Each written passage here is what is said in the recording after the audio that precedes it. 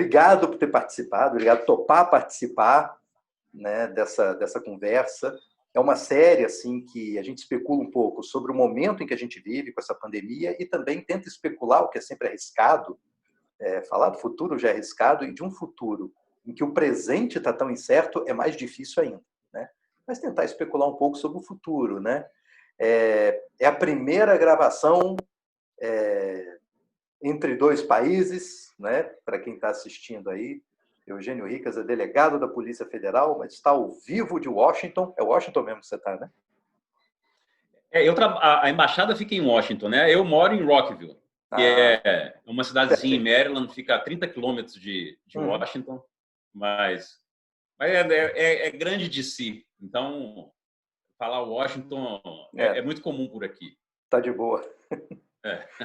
Então, assim, como a sua função é um pouco diferente, eu vou começar de uma forma um pouco diferente, perguntando o seguinte: você é delegado da Polícia Federal, todo mundo sabe o que um delegado da PF faz, né? Agora, é adido policial. Muita gente não faz a mais remota ideia de que existia, de que existe adido policial e nem o que faz. Então, o que é ser adido? O que faz um adido policial? Bom, vamos lá. Primeiro, Júlio, quero dizer que é um prazer, uma honra te rever nesse momento e gravando, participando dessa série aqui, que eu acho que de extrema importância, né? Eu acho que, apesar da dificuldade, a gente tentar fazer esse exercício de análise de cenário num momento duro como esse é muito proveitoso. Então, é realmente um prazer para mim te encontrar participando dessa série. Eu estou aqui há 1 ano e meio, tá? Eu fui designado para uma missão de 3 anos e então cheguei na metade do caminho agora. Trabalho dentro da embaixada.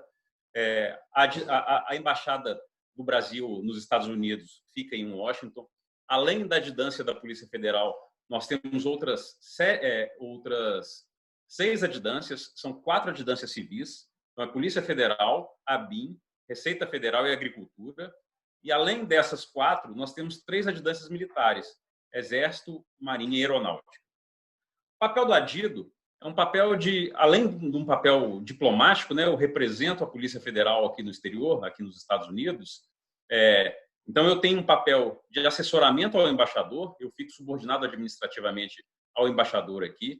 Então, toda questão que diz respeito à segurança pública, eu assessoro o embaixador, apresento para ele o meu ponto de vista, apresento para ele, tento levar ao embaixador a experiência acumulada aí nesses anos de Polícia Federal. E, além disso, eu tenho um papel de fazer um contato próximo com as agências de law enforcement americanas, né?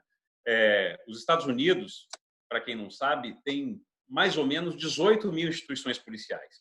Então, é um absurdo isso. Cada condado, cada municípiozinho aqui nos Estados Unidos tem a sua própria polícia. Muitas universidades têm a sua própria polícia. Então, é uma loucura.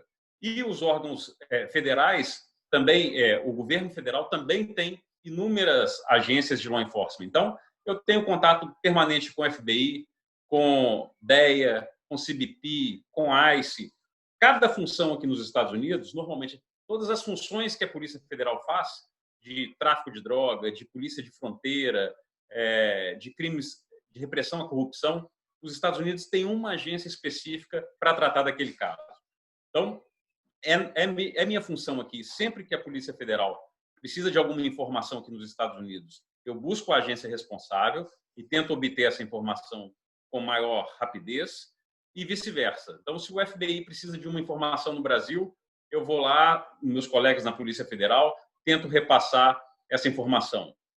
Se a CBP, que é a Customs and Border Protection, que faz o papel de fiscalização de imigração, precisa de uma informação, eu também tento buscar essa informação. Além disso, os Estados Unidos é sabidamente, né, um país que tem uma expertise na área tecnológica muito grande. Então, meu papel também buscar um intercâmbio em termos de treinamento, buscar benchmark, ver o que tem aqui que deu certo e que pode ser aplicado no Brasil, na Polícia Federal, e tentar levar para lá. Então, esse é o papel. É um papel importante.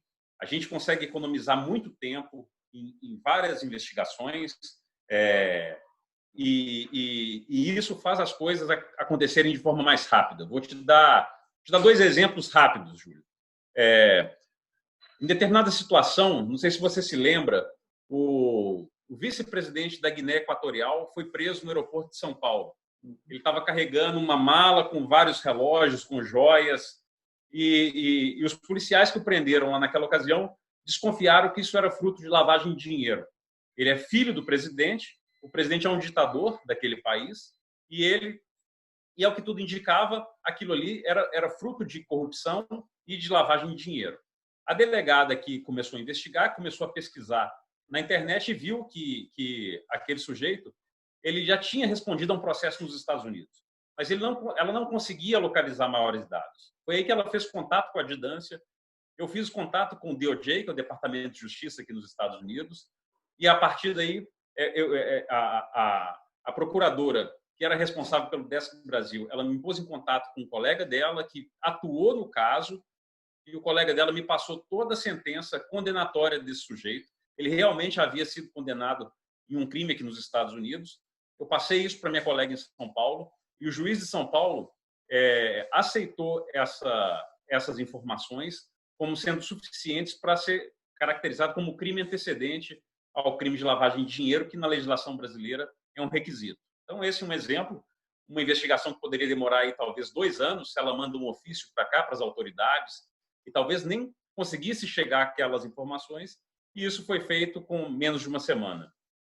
Um outro exemplo agora recente, e que foi acompanhado por boa parte dos capixabas, 2 indivíduos do Espírito Santo mataram uma jovem moça de Minas Gerais, na Califórnia. Ela era namorada de um deles, os 2 resolveram matá-la, mataram, deram sumiço no corpo, fugiram pelo México, do México voltaram para o Espírito Santo e se esconderam aí. A polícia de Los Angeles começou a fazer a investigação, fez contato com a Polícia Federal, com a Didância. Daqui da Didância a gente fez contato com a Polícia Civil, com a Polícia Militar do Espírito Santo. Parte da investigação permaneceu aqui nos Estados Unidos com a Polícia de Los Angeles. Parte da investigação ficou com a Polícia Civil, com a Polícia Militar, que conseguiram prender os 2 indivíduos no Espírito Santo. Eles confessaram o crime, estão presos preventivamente, e a Didância, o Adido, né, no caso aqui eu e minha adjunta, a gente conseguiu fazer esse link e transferir as provas que foram obtidas na Califórnia para o Brasil, e hoje, muito provavelmente, esses 2 indivíduos vão ser condenados de uma forma assim, muito rápida, graças ao papel do Adido, a possibilidade de linkar 2 países de uma forma muito mais célere do que se a gente fosse seguir aquele ritual que você sabe bem, de mandar documento e esperar resposta, e a coisa nunca anda, né?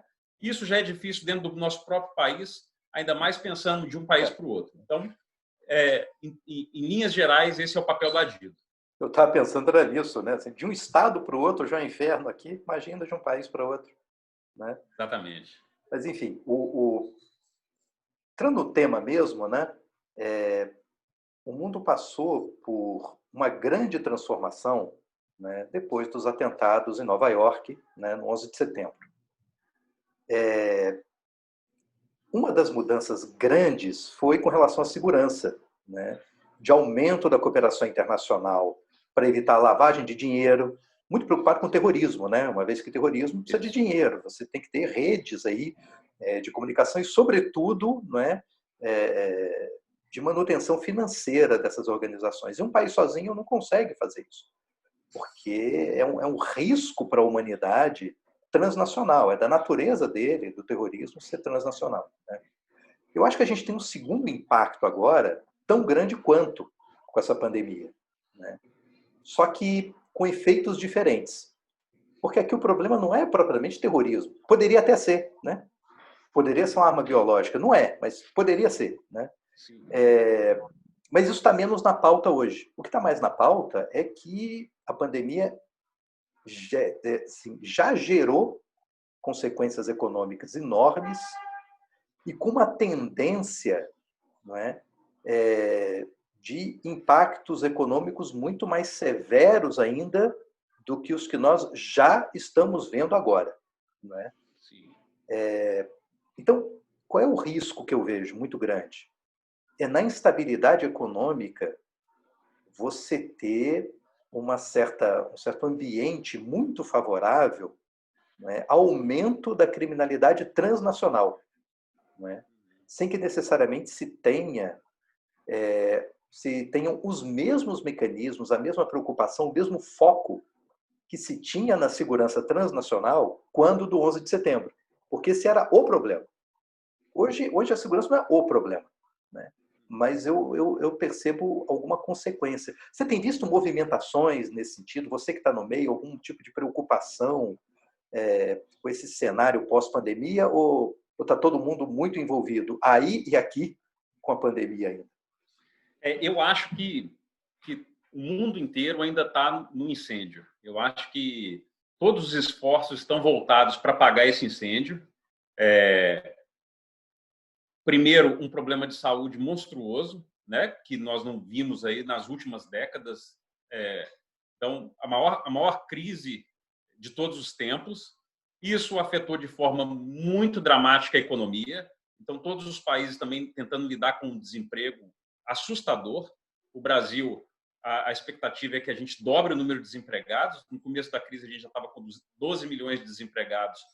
O Ministério da Economia está com dificuldades para fazer as contas, para ter gestão sobre as informações, mas espero que isso aí pode dobrar e eu até sou um pouco mais pessimista, eu acho que esse número vai aumentar ainda mais.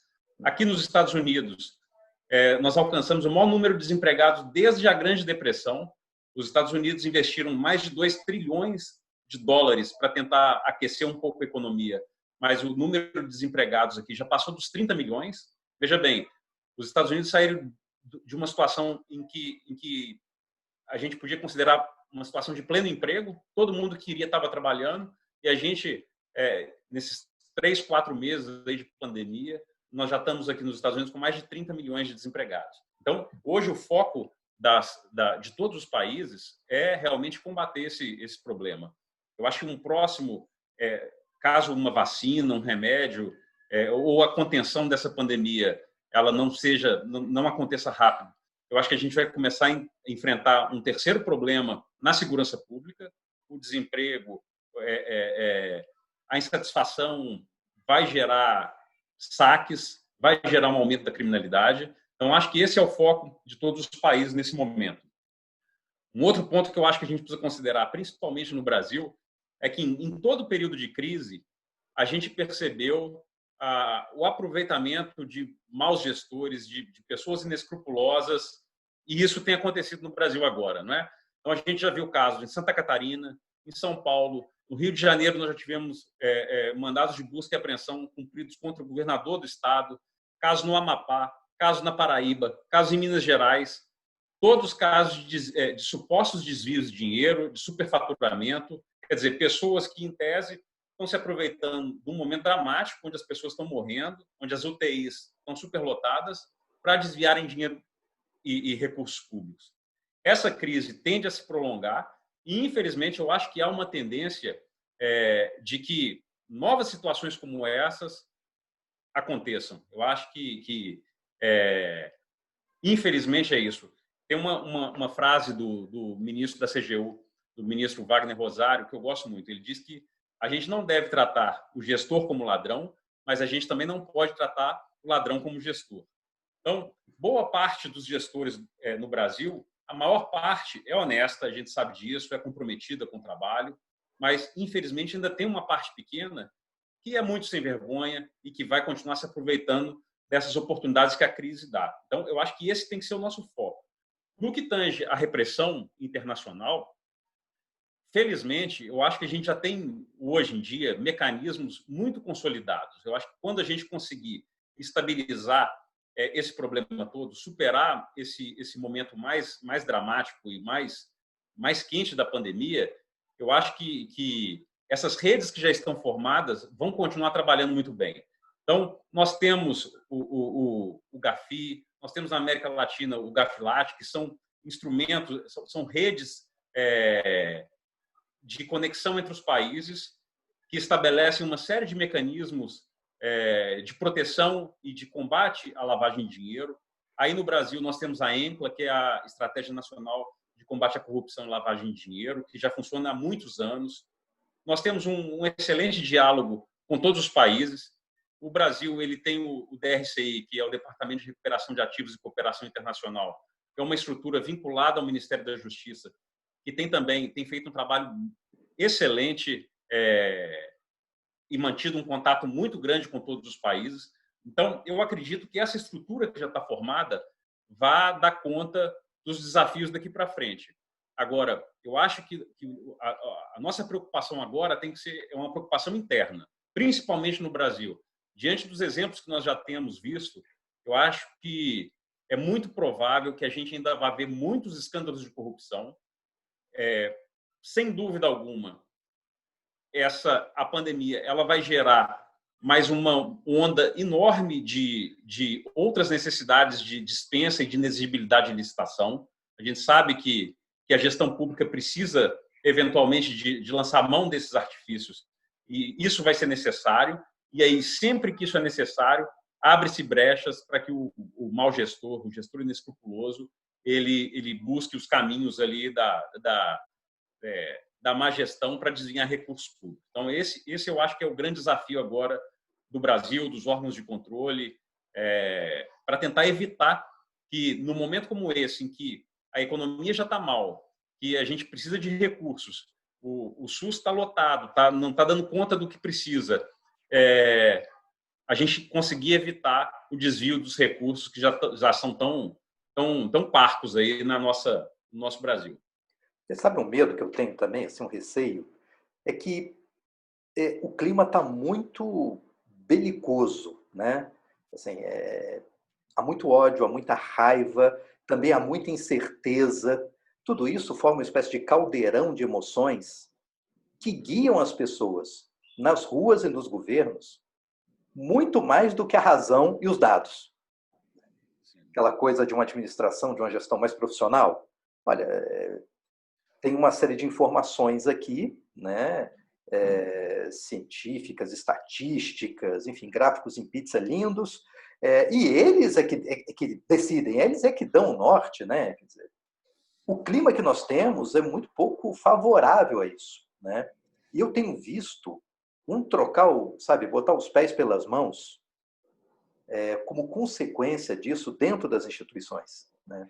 Na pauta pública, a gente vê isso que eu estou tentando descrever aqui, mas quando um poder, né, entra em competência do outro, né? Mas, assim, se a gente está vendo isso com muita gritaria na mídia agora, o fato é que isso também não é novidade, né? Mas, assim, a gente vê Tribunal de Contas da União dando sentença, né? Tem nome de tribunal, mas aquele troço a rigor não é tribunal, é órgão técnico, dá parecer, né? Dando liminar, determinando que o Banco do Brasil financia ou deixe de financiar propaganda, né? Acho até que no caso, se for pensar em termos de valores, assim, valores morais, eu acho até, assim, tá certo, mas se for pensar em termos jurídicos, é um absurdo, né? E que você traz ainda mais incerteza dentro desse sistema, sabe? Um embate assim de eu vejo muito pela descrença, sabe? A descrença do policial, por exemplo, que está se esforçando para fazer um trabalho, para ver um resultado, para prender um criminoso. Mas quando ele deixa de acreditar no que vem depois do trabalho dele, bota os pés pelas mãos, sabe? Eu já vi essa história fomentar grupo de extermínio, eu já vi essa história fomentar atuações fora da lei, e muita gente, quando você conversa com as pessoas tempos depois, né, acusadas e tal, você vê que é alguém que fala em nome das melhores intenções, mas num mundo em que as pessoas estão completamente perdidas. Eu acho que a pandemia deixa as pessoas perdidas, doentes da mente, doentes do espírito, às vezes mais do que doentes do corpo. Eu concordo. Além de tudo, né, além de todos os problemas aqui que brevemente a gente já conversou um pouco a respeito, ainda tem essa questão desse fla-flu ideológico que a gente vive. O Brasil vive hoje, na verdade, os Estados Unidos vive uma realidade muito parecida com o que a gente tem acompanhado no Brasil. É uma curiosidade isso. Inclusive aqui a gente tem observado aí protestos há mais de uma semana, toque de recolher em Washington em razão da morte de um segurança negro por um policial, uma morte estúpida, um ato assim que a gente não tem palavras sequer para descrever, não é? O policial que se ajoelhou no pescoço da vítima por mais de 8 minutos, a vítima dizendo que não conseguia respirar e foi levado à morte. Quer dizer, isso tudo mostra muito bem esse diagnóstico que você fez agora, Júlio. As pessoas estão, assim, parece que estão vivendo uma outra realidade, né? Tudo que você não espera de um policial é que ele haja dessa forma. Ele está ali para proteger, ele está ali para gerar segurança e não para assassinar as pessoas por qualquer motivo que seja. Então, isso aí a gente vê em todos os lugares, né? A gente viu aqui, a gente vê no Brasil, os protestos que a gente tem visto no Brasil, nos grupos de WhatsApp, amigos perdendo a amizade de amigos em razão de divergências ideológicas. Isso tudo complica muito esse ambiente, complica muito. Eu não tenho a menor dúvida disso. Você tocou num ponto importante, que é esse ativismo judicial, o Tribunal de Contas dando manifestações em absolutamente tudo. É fato que hoje é muito difícil ser gestor no Brasil, né? E a gente tem um pouco mais essa dificuldade ainda mais exacerbada em razão do trabalho que é feito pelos órgãos de controle. Eu costumo dizer que o controle no Brasil deu errado, né? Ele tem muito pouco sucesso em evitar a corrupção e ele ajuda muito pouco o gestor. Ele tem uma capacidade muito maior de auxílio ao gestor e ele não consegue colocar em prática esse auxílio que deveria acontecer. Nós temos excelentes iniciativas na CGU, na Controladoria Geral do Distrito Federal. A Secretaria de Controle e Transparência do Espírito Santo começou um projeto sensacional para tentar modernizar o controle interno. Lei complementar foi aprovada aí para que o Espírito Santo tivesse o mesmo padrão da União Europeia de controle interno. Estudo baseado em experiências que foram vividas lá fora pela Croácia, pela Bulgária. Então, assim, tem excelentes iniciativas, mas fato é que, se a gente for falar genericamente, fazendo uma generalização do que a gente vê Brasil afora, a gente pode falar o controle deu errado. E aí, num momento como esse, que você precisa de prevenção mais do que qualquer coisa, né? Não adianta a Polícia Federal ir lá e prender o cara que desviou o dinheiro, porque o dinheiro já foi embora, a vaca já foi para o brejo, e aí nós vamos ficar 2, 3, 5, 10 anos tentando buscar um recurso público que devia ter sido investido na saúde naquele momento que a gente precisa de UTIs. Então, num momento como esse, a gente vivendo um cenário como o que você descreveu, é muito complicado, realmente, muito complicado. A gente precisaria de um controle, principalmente um controle interno, mais próximo do gestor, com um papel de assessoria mais forte. Nós sabemos que é uma característica do Brasil que os órgãos de controle têm um pessoal muito melhor qualificado, com melhores salários e com muito mais tempo para analisar o que o gestor precisa fazer ali de uma hora para outra, né? Eu não queria estar na pele de um gestor da saúde num momento como esse, de jeito nenhum. Você vê que você tem um número determinado de UTIs e o número de doentes só aumenta. Você precisa comprar respirador, você precisa comprar insumos, você precisa você precisa dar condições para que a população tenha um bom atendimento adequado de saúde. Você não tem essas condições, você tem uma equipe limitada, uma equipe que normalmente ganha um salário reduzido, e, do outro lado, você tem órgãos de controle que vão te exigir 1 milhão de coisas, 1 milhão de requisitos. Então, e aí, mais uma vez, a gente precisa lembrar da frase do ministro Wagner Rosário, né? Não dá para tratar o gestor como ladrão e nem o ladrão como gestor. Então, assim, o que fica disso tudo, né? A gente precisa agir com muito equilíbrio, mas num momento em que o equilíbrio parece que foge das nossas mãos em razão dessa crise toda que a gente vive agora. É realmente um momento muito dramático, muito dramático. O negócio que você me lembrou, há um tempo, foi para o doutorado, eu acabei lendo um artigo publicado aí nos Estados Unidos, né? Eu não lembro o nome todo do artigo, não é revista acadêmica e tal, mas que ele falava do que o autor chamou de CSI Effect, né? Que é o seguinte: Ele está falando do programa, da série CSI, né? Uhum. Que é, na época, muito mais assistida do que agora, né?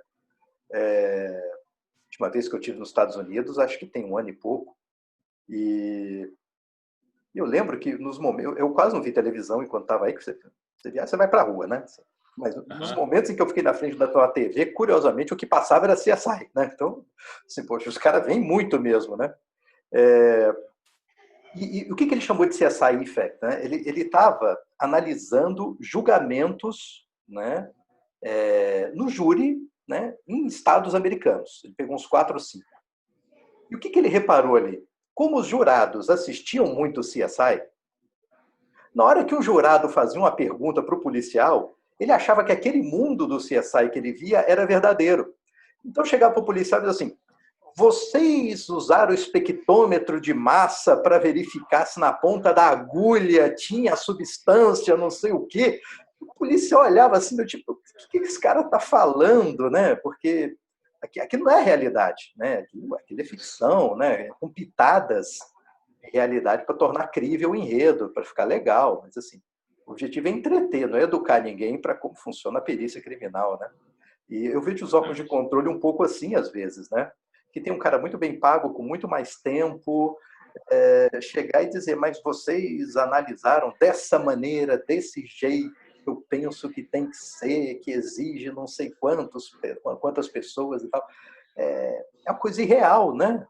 É como se o cara está numa bolha ali e ignora solenemente as estruturas reais que se tem dentro da administração. Por outro lado, se você reforça as estruturas administrativas, né, para dar conta das exigências, você acaba tendo uma atividade em que, curiosamente, você vai ter mais gente na atividade meio do que na atividade fim, né? Por isso que, olha, brincadeira, eu na universidade, há alguns anos, tinha um projeto que era financiado pelo Ministério da Educação, mas fora do orçamento da universidade. Então tinha que prestar contas também por fora, né? A gente tinha mais gente cuidando da gestão do projeto e da prestação de contas do que executando na ponta. Porque senão não tinha como. Não havia como dar conta daquela loucura. Né? É isso. A gente acaba vivendo uma inversão. Né? E aí a sociedade perde com isso. Eu não sei, assim, talvez fosse possível a gente buscar qual a origem disso tudo, né? Por que o Brasil optou por investir tanto no controle em detrimento de investir na atividade fim? Talvez em razão dessa quantidade de más notícias que a gente lê, corrupção aqui, escândalo ali, desvio de dinheiro acolá, e isso faz com que cada processo que o órgão de controle pegue para analisar, ele já comece com aquela ideia pré-concebida na cabeça de que o gestor é ladrão. Não é, na maior parte das vezes, o gestor não é ladrão. Na maior parte das vezes, o gestor tem uma equipe pequena para trabalhar, uma equipe que não é tão qualificada quanto é a equipe dos tribunais de contas, quanto é a equipe dos órgãos de controle interno, quanto é a equipe dos órgãos de controle externo também, Polícia Federal, Ministério Público, né? E tem uma demanda absurda, um monte de coisa para fazer ao mesmo tempo, um monte a sociedade cobrando, a cada dia que passa a sociedade cobra muito. Então, isso acabou fazendo com que a gente viva nesse labirinto sem saída, não é? Há algum tempo atrás, a gente chegou a viver o que muitos autores chamou de o apagão das canetas, né?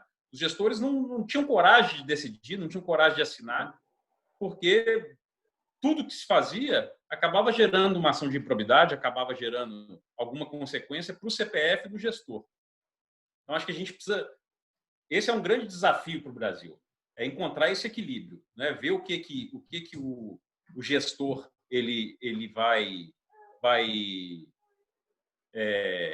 como nós vamos encontrar o meio do caminho, né? Que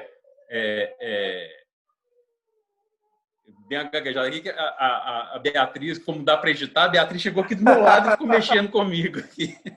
Rapaz, acabei desconcentrando. Em vários vídeos que eu gravei aqui, o meu mais novo, o Gabriel, tem 3 anos, né? Aí ele vem para mostrar desenho, vem dar um tchau e vai embora. Quase sempre ele participa. Daqui a pouco ele aparece aí, né? A Bia está com 1 ano e 3 meses. Aí veio aqui, A Milene agachou ali, ainda bem que não era ao vivo. Aí cortou a minha linha de raciocínio aqui. Não, mas não tem problema. A gente deixa, inclusive. Fica divertido. Mas é isso. Eu acho que esse é o desafio, né? É tentar encontrar esse equilíbrio de o órgão de controle fazer o que ele deve ser feito, fazer um controle adequado, assessorar a gestão para que a gestão consiga produzir um bom serviço, porque esse é o objetivo de todos os órgãos, né? O objetivo dos órgãos de controle também não é prender o cara corrupto, não é correr atrás do dinheiro desviado. O objetivo é prestar bom serviço à sociedade. Esse é o desafio, não só do gestor. A gente não pode enxergar de forma separada, né? Nós estamos falando aqui de servidores públicos e apesar de cada um numa área, o objetivo de todos nós deve ser um objetivo em comum, né? Prestar o bom serviço à sociedade. Não dá para o órgão de controle ficar se vangloriando, principalmente o controle interno, ficar se vangloriando, pegamos mais um erro. Não, vamos parar com isso, vamos ajudar o cara a não errar. O dia que a gente estiver fazendo isso, aí sim, aí a gente vai estar num caminho mais acertado e mais próximo de prestar bons serviços à sociedade brasileira. Voltando um pouco mais para a questão epidemiológica mesmo, né? Assim, eu estou aqui com a minha família em casa, a gente encarando aqui em Vitória a pandemia, né? Isso. Como é que é encarar isso aí nos Estados Unidos? Como é que tem sido essa coisa da quarentena? Então, aqui o pessoal tem levado muito a sério isso. Eu já estou indo para o meu terceiro mês trabalhando de casa. E isso aqui tem sido muito rigoroso. Eu trabalho de casa. A Milene, minha esposa, que trabalha numa empresa americana, também trabalha de casa, com produtividade contada o tempo inteiro. Tem o meu filho mais velho, tem 1 hora de aula remota. Então, depois daquela hora de aula, aí fazer para casa, fazer esse tipo de coisa. Aqui, as coisas muito restritas. Então, assim, você tem permissão para ir no supermercado, você tem permissão para ir numa farmácia, mas tirando os serviços essenciais, você não tem permissão mesmo, sob pena de multa, sob pena, inclusive, de prisão. Na última sexta-feira, Washington DC foi o primeiro dia da primeira fase de uma série de 4 fases para a reabertura progressiva da economia, mas isso aí ainda não tem perspectiva sequer de volta às aulas, de abertura de bares, por exemplo. Agora, nessa primeira fase, os restaurantes começam a abrir, mas com capacidade, com frequência controlada. O teletrabalho ainda é fortemente incentivado e isso vai permanecer até a terceira fase desse plano de DC.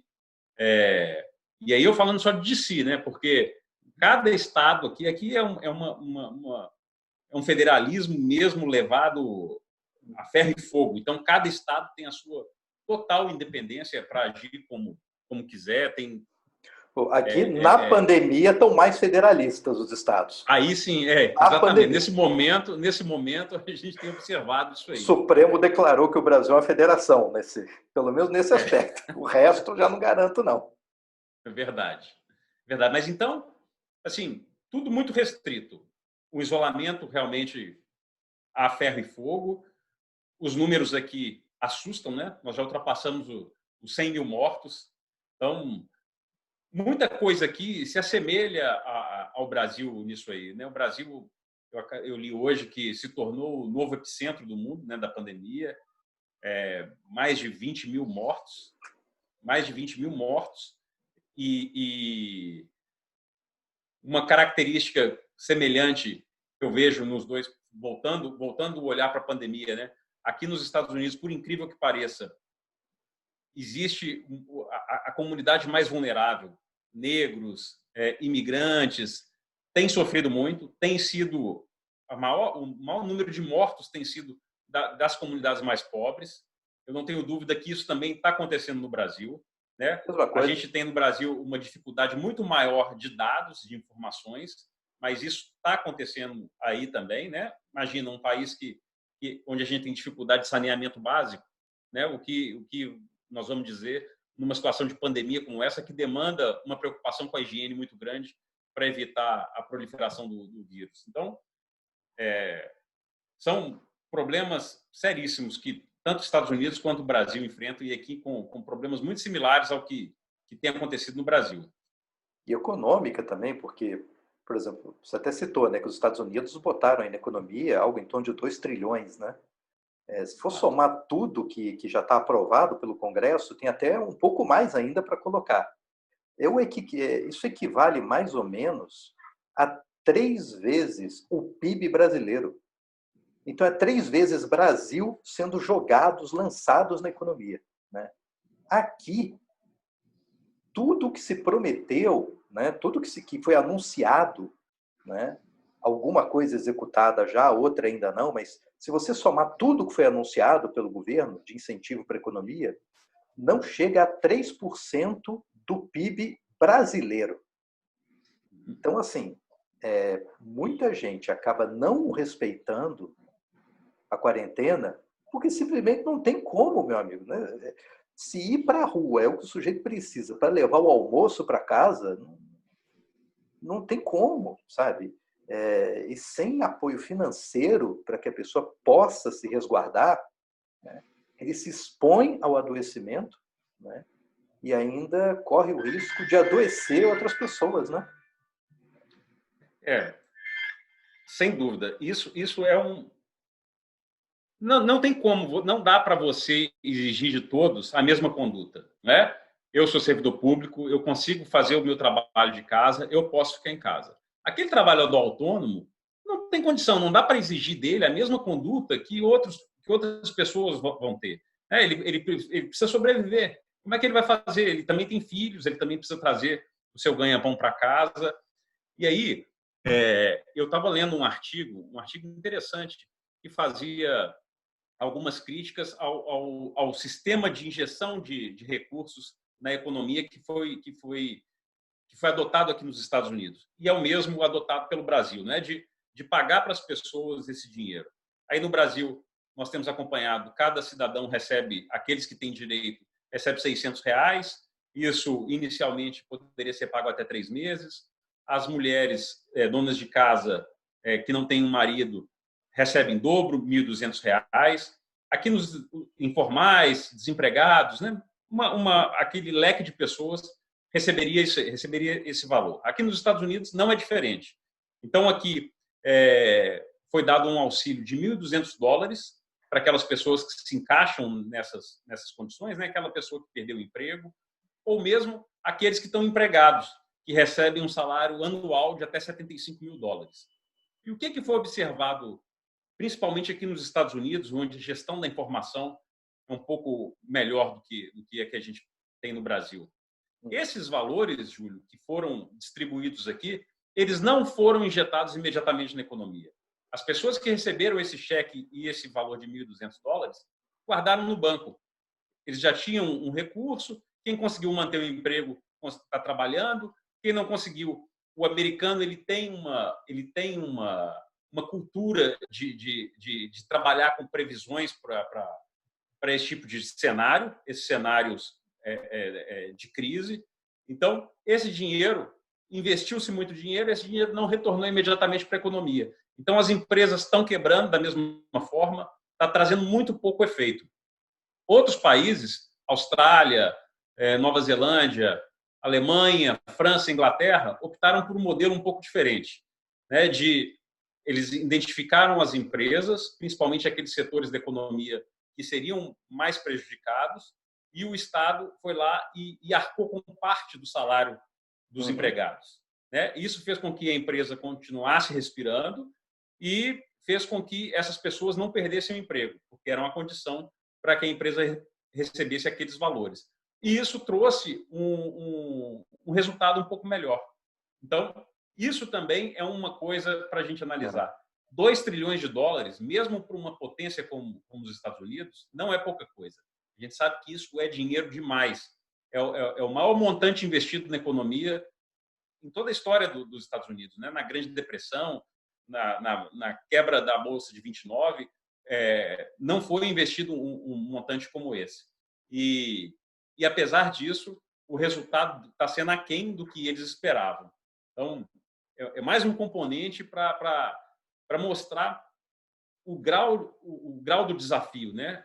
Os americanos, eles têm especialistas, têm economistas, têm gente para fazer uma série de análises de cenários e ainda assim não se prepararam para o que aconteceu, o que está acontecendo agora. Investiram muito dinheiro e não estão colhendo os frutos que imaginaram que poderiam ser colhidos.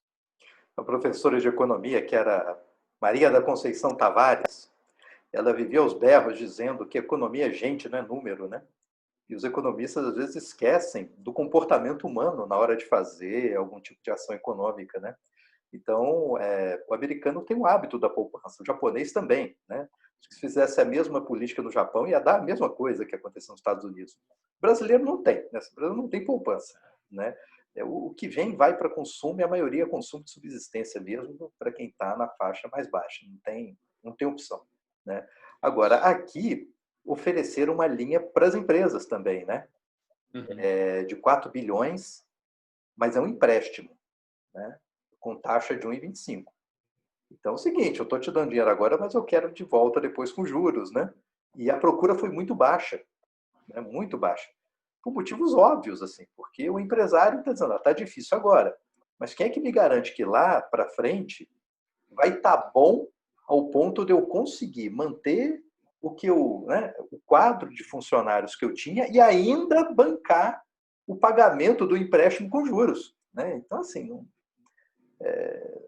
emprestar dinheiro não é ajudar nessa hora, né? E aí, claro, 4 bi, que já era pouco para bancar o problema da folha de pagamento, impedir que empresas quebrem, as pessoas fiquem desempregadas, já era pouco, mas do jeito que está sendo oferecido é nada, nada, nada, nada. E aí estão repensando o que vão fazer, né? E, enquanto isso, né, empregos vão se perdendo, as pessoas vão ficando agoniadas, insatisfeitas, né? Passando necessidade, enfim, a situação não é boa mesmo. É terrível, é terrível. Assim, não estava vivo, né? A gente não estava vivo nas outras pandemias, mas a gente tem muita fé na ciência, né? A gente tem muita fé no desenvolvimento de uma vacina, de um remédio. Então, eu acho que o fato da gente já estar indo para o terceiro, para o quarto mês, confinado, sem perspectiva de melhora, cada dia uma notícia pior que a outra. Vai vir a segunda onda. Hoje o primeiro médico da linha de frente do Brasil foi contaminado pela segunda vez com sintomas. Isso aí realmente tira completamente as pessoas do prumo, né? Até as pessoas mais preparadas e que têm um papel de liderança, a gente percebe que elas ficam abaladas, ainda mais um cidadão comum que está lutando para manter o emprego ou já perdeu o emprego, ou sequer tinha um emprego, trabalhava informalmente ali para manter a sua família, e numa situação como essa está completamente desamparado, está vendo o vizinho ser acometido da doença, a doença está efetivamente chegando próximo da gente, né? Então, cada um, hoje em dia, pode já contar alguma história de uma pessoa próxima ou próximo de algum conhecido que pegou a Covid, ou que morreu, ou que chegou próximo disso, passou muitos dias na UTI. Então, é uma situação realmente desesperadora para a maior parte das pessoas. Bacana. Eugênio, muito obrigado, né? O vídeo no YouTube não pode ficar muito longo, né? As pessoas estão em casa de quarentena, mas a falta de paciência para ver vídeo continua a mesma, né? Isso aí. E, pô, muito obrigado, né? Saudade de você, né? Quando isso tudo passar, né? A gente toma um café, ou aqui ou aí, né? A gente vê depois, né? Pô, bacana ter conversado contigo, cara. Gostei muito. Júlio, eu que agradeço, brigadão, espero ter atendido as expectativas, espero que o seu público aí, que a audiência goste. Estou com passagem comprada para ir para o Espírito Santo no fim de setembro. Vamos ver se a pandemia vai deixar, vamos ver como vai estar a situação até lá. Comprei essa passagem fazendo um exercício do meu otimismo, querendo crer realmente que até lá a situação vai estar um pouco melhor. Tomara que esteja, vamos ver. E um grande prazer. Conte sempre comigo. Você sabe disso, eu sou um fã do seu trabalho, um fã da sua inteligência, da sua oratória, da sua escrita. Então, é um prazer bater esse papo com você. Conte sempre comigo. Ainda bem que a gente combinou de você falar isso aí, que pega bem a parada. Obrigado. Um forte abraço, Valeu, meu irmão. abração. Se cuida, Um hein? abraço. Você também.